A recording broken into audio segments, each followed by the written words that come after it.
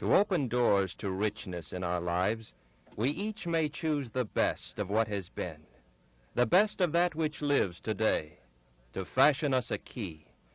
And from the minds of those who enter in, this gift is given, ours still to give, and yet to keep. A gift of value great with life itself, and this, our heritage.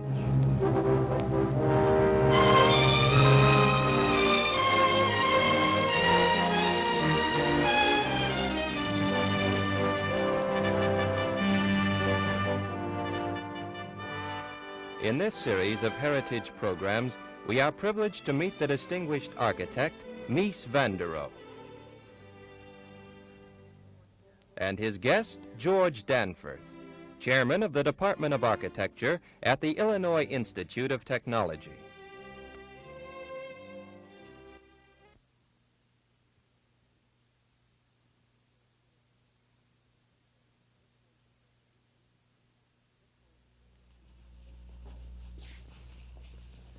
This series of programs brings to you conversations with Ludwig Mies van der Rohe, architect and educator, beginning with his early formative experiences, influences, and projects, and terminating in his current and his proposed works. Mies, as he is generally known, was born in Aachen on the German-Belgian border in the year of 1886. Aachen was the first capital of the Holy Roman Empire and was the focus of Western culture in the early Middle Ages. Mies attended the cathedral school in Aachen, which had been founded in the 9th century by Charlemagne. It was an environment which profoundly impressed him. Architecture today has had four highly creative and prophetic individuals to give it meaning, direction, force, and vitality. The late Frank Lloyd Wright, Le Corbusier, Walter Gropius, and Mies van der Rohe. All of them have made their significant contribution, but it is Mies van der Rohe who has more articulately achieved the reunion of architecture and the means of our time which make architecture possible.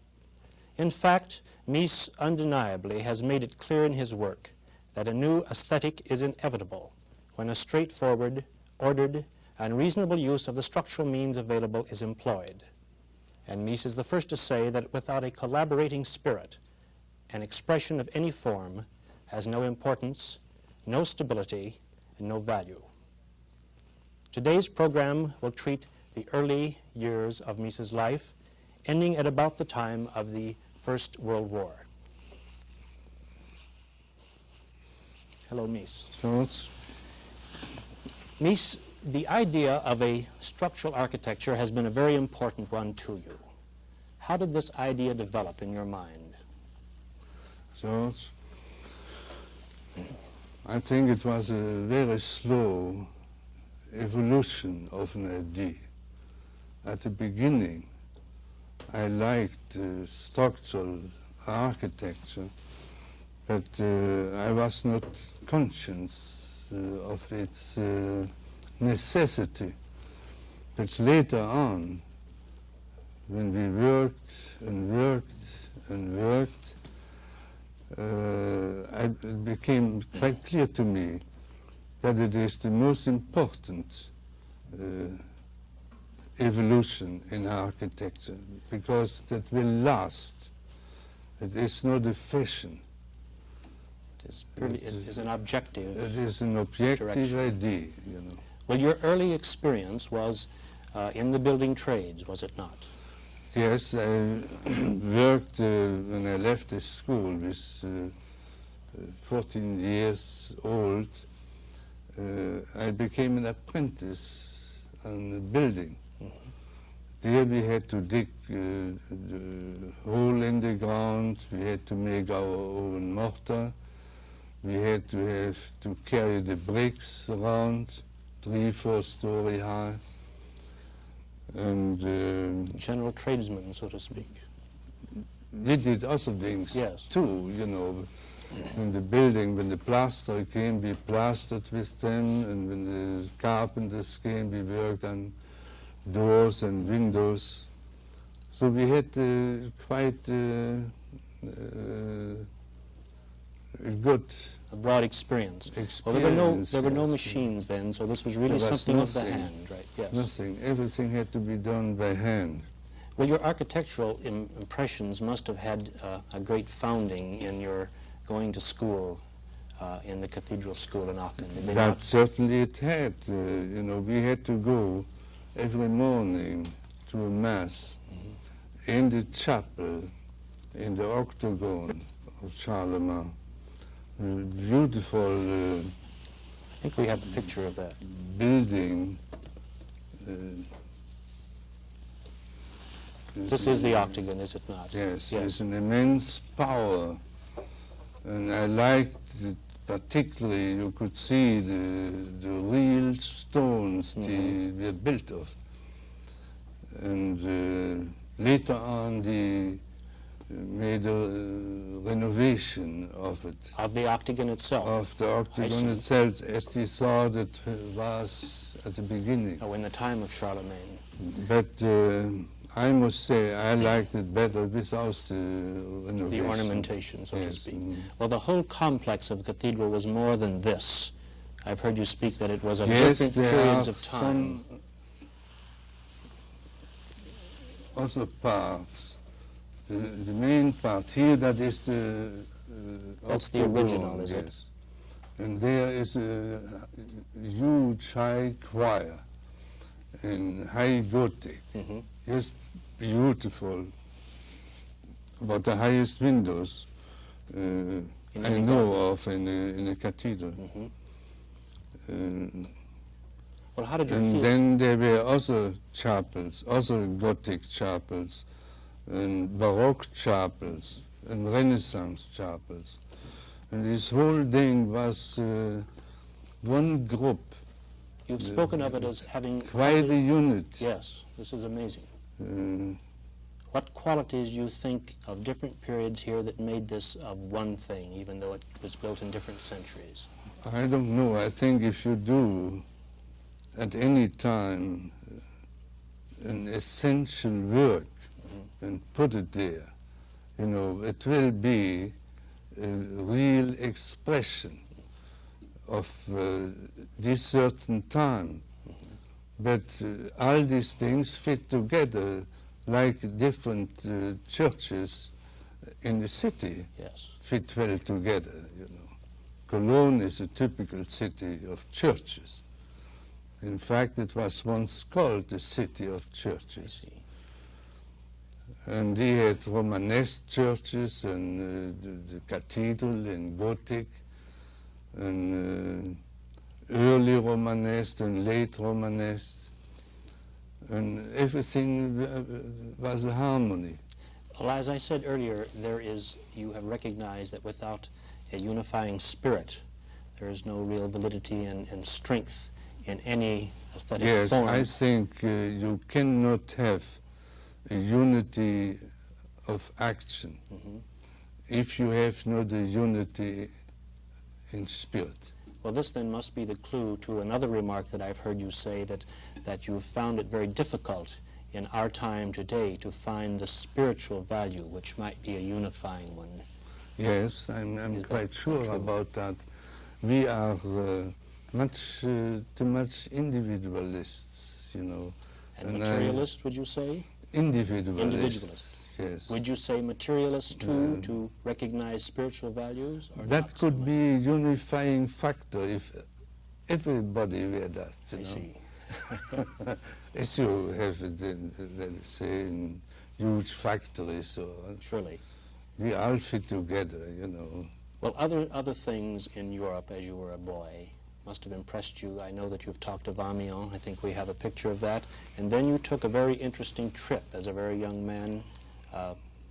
I think it was a gift and a grant from an early client, was it Yes, not? that was my first client I had when I was 20 years old. Before I should design his house, he wanted me to take a trip to Italy. And I enjoyed this trip. It was for about 3 months. And we saw a lot. I went with a friend of mine, and we saw a lot of things. We started in Vicenza and studied carefully Palladio. It is a good museum around Vicenza. That is wonderful, Palladian yes. things. And then we went on to Florence, Mhm. and where I particularly liked the work of Brunelleschi, Yes. the dome Mhm. of the cathedral, and the Palazzo Pitti. I think that is one of the strongest You have often spoken of that. building, yes. What, are the, I was very much impressed by it. what qualities did you find were the strong ones and the I sustaining think, ones in the building? You know, this here's a huge stone wall with windows cut out. And it shows that without any... And that is that, you know. And, so you can see with how few means you can make architecture. Yes. And what an architecture is It's a very handsome building, very strong. I was very much impressed by it. You know. Then you went on to Rome, did you not? Yes, we went down to Rome, and there I was impressed, like everybody else, about Michelangelo's cathedral, Peter's Cathedral, and so on. But more, I was impressed by the Roman ruins.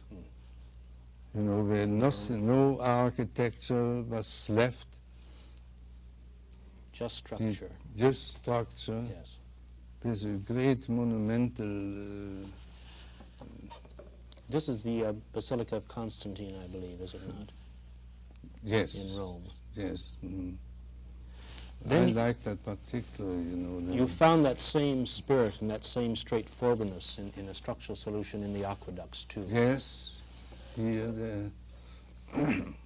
You can see one. Here, this is a particular nice one. This one, is it not, is in Spain? No, that is in France. Is that in France? I know that they built all over Europe. Yes, they You've spoken did of this. that, you know, from the Near East, you know, on the border of Africa, and in France, in Spain, and even in the Eiffel Mountains, they had aqueducts to bring water to Cologne. And all of the same character. All of the same character, only the forms changed it with the situation. With the geography, I see. With the geography, yes. In other words, there was no regionalism involved No, in the that aqueducts is- at all. Well, your first, this It was, was really an expression of the empire, the Roman Empire, you know, and as powerful as it was. this trip that Dr. Riel, I think was the name of your first client, Yes. it's quite unusual that he should have the perceptiveness of educating a young man. Yes, I relative to think today. he and his wife, they were very much interested in young people. That was why I got the job to build their house. I see. They didn't want an older architect.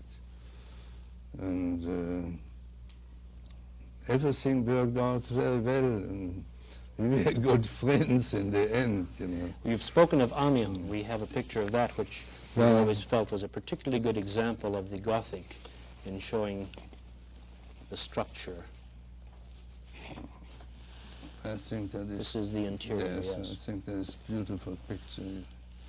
There you can see what structure means in yes. reality. You know, in this country, you talk about structure, about everything. If you build a shack, you talk about structure. In Europe, we have a different idea about that. We call that a construction.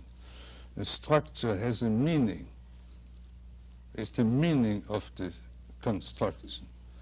So the construction is elevated to structure. Construction is really just the means by which something is built.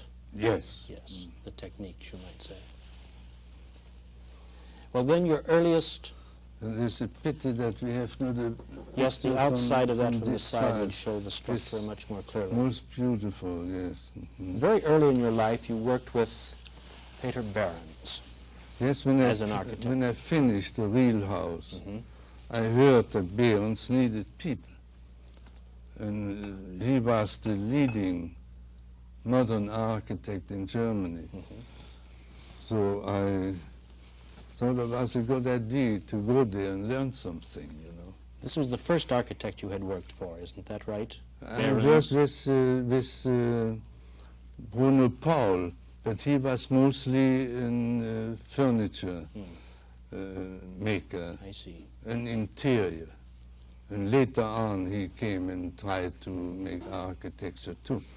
But he was very well known and very, very fine in the He was a handling very, of yes, an furniture, was he not? excellent man. Behrens himself was first a painter, Yes. and he built his first house in the Mathildenhöhe. That was an exhibition around 1900, Mm-hmm. you know, in Darmstadt, where the Duke of Hessen gave to a group of artists money that he could build their houses. And Behrens was one of them. In which they could work and live. Yes, and he built, that was his first house, what he see. built. It was quite interesting. For house, himself. You know, for himself. And finished everything in the inside. Mm-hmm.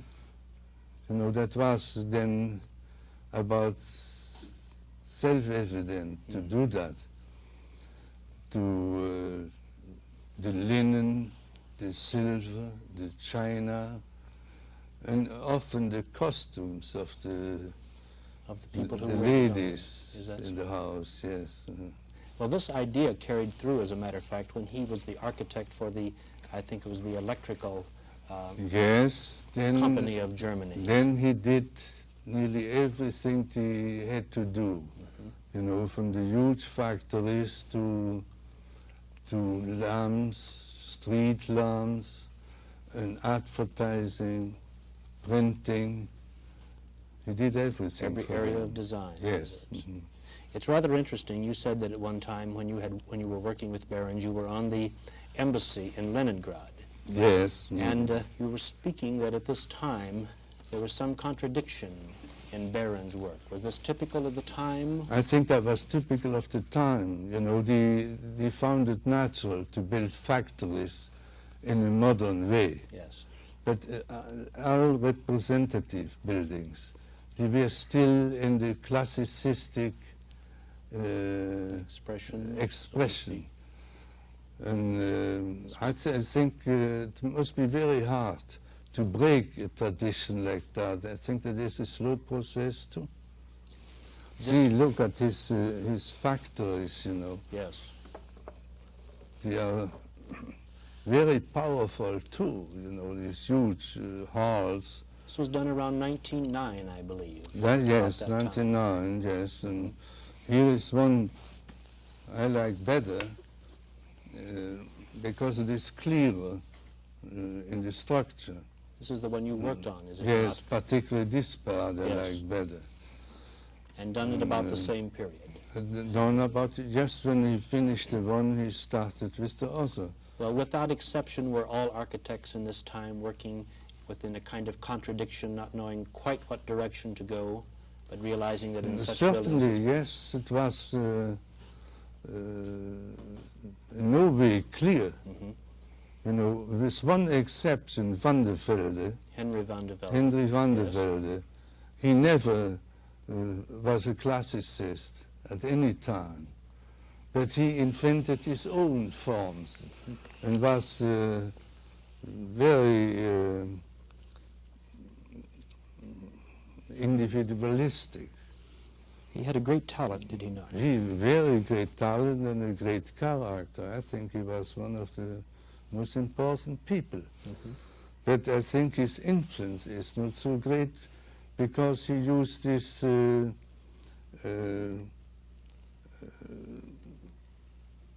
because of his individualistic manner. Became too much something of him rather than Yes, of a principle. It was too subjective and not objective enough, see. you know.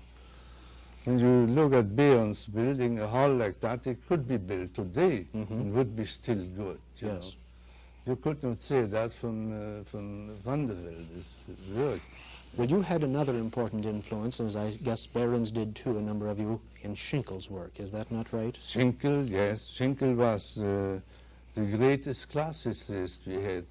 He worked around 1800. Yes, I believe he died in 1840.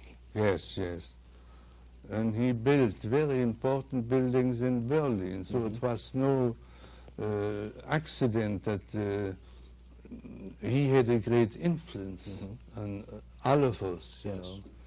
And Behrens was influenced by him. The embassy in Leningrad, you know, is strongly influenced by him. Schinkelesque. And we studied Schinkel very carefully. And I learned a lot too, particularly in details and proportions. They were just masterly done, these buildings. And then Berlage. How does he come into the picture as an influence? Yeah, Berlage, I didn't know Berlage when I was working by Behrens. But when I left Behrens, I was invited by Kroller Müller to build a museum for them. The Kroller At Müllers least were... to project them, that is in The Hague. Yes. And Well, the Kroller Müllers, they were an industrialist family, were they not? ship owners. Ship owners, I see. And, But who were very interested in the arts. they were very interested in the arts, and particularly Van Gogh, they have the largest Van Gogh collection. And for this collection, they wanted to build a house large enough that could be a museum. And they asked me to make a design for it, and Berlage Was also asked. was also asked. And I worked for about a year on this design, and but at the same time I came in connection with Berlage's work. In the Netherlands. Was very much interested in it because his use of plain, clear brick construction and construction in the whole was very little decorations. So that had a great influence on me. And even though I used these principles in a different way, with different materials, but the principles are the same, a clear construction. Yes. I had a great... Well, Berlage, I think I read someplace, and I've made a note here, called architecture a pure art of utility. He said one should forget style when designing buildings. Yes. Well, then Van der Velde as a man had no influence upon you. Berlage very much so, and in his stock exchange... No, Van der Velde not. None at all. But Berlage, particularly in his stock exchange, you have spoken of the strength and the statement of that. Yes, we have here a picture of it in the book. Let me see. Get that. Your time at the Kroller Müller Museum, is that the Berlage? Yes. That is the Berlage. Yes. The Well, when you birds. were working with the Kroller Müller, you lived with them, I believe, about a year, didn't you? Yes, I This did. must have been a very amazing experience to live amongst these paintings. I will tell you, I worked among 51 Van Goghs for a year, and I became an expert on Van Goghs by the fact that I saw them all the time, you know. And I saw how Krollers collected paintings, you know. Yes. And Could we see the picture? You have it of the project that you did, Mies, for the Kroller Müller. This, I believe, as you have said, led to a rather interesting development from the exposure to paintings and familiarity to Meyer Graefe, the critic, the writer. I wanted to have a critic by Meyergrave for the color house, because they were uncertain if it is good or not.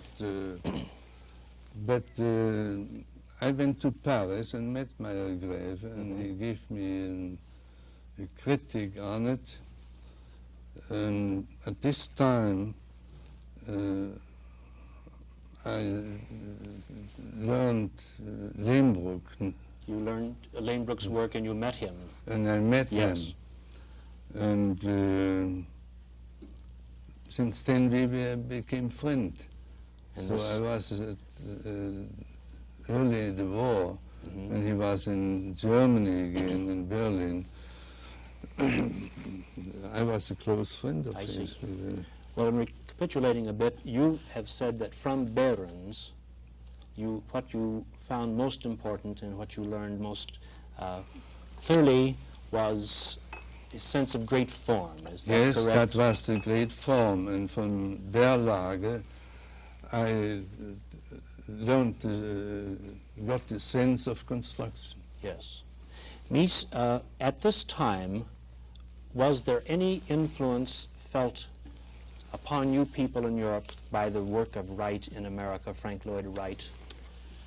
Frank Lloyd Wright, he had an exhibition in 1910 in Berlin. I didn't see. And but at this time was a publication of his work, which I studied very carefully. And I got a lot out of Wright's thing. And I think a lot of people in Europe. In fact, it helped us to clarify our ideas. And offered an encouragement too, did it not? Certainly it did that, yes.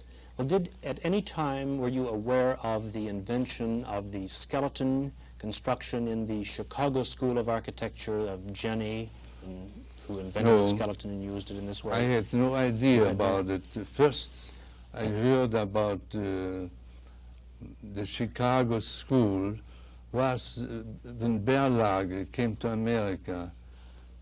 When he came back, he wrote about that. I see. And I read this little pamphlet. So you were not aware of this particular invention at the time, I see. Well, this then about takes it up to the situation of the First World War. Yes. More or less. And I think that includes about what we were going to cover in this program, and I want to thank you very much. Oh, it was a pleasure to talk with you.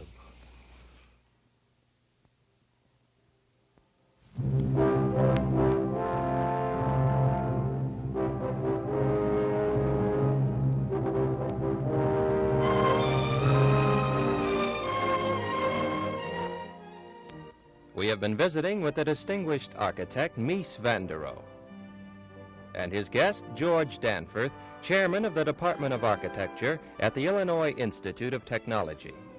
In part 2 of this series, Mr. van der Rohe will discuss his work in Europe, culminating with the Barcelona Pavilion.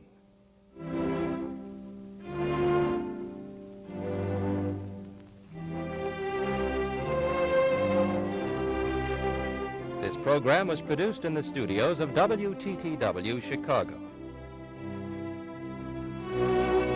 And from the minds of those who enter in, this gift is given, and this our heritage.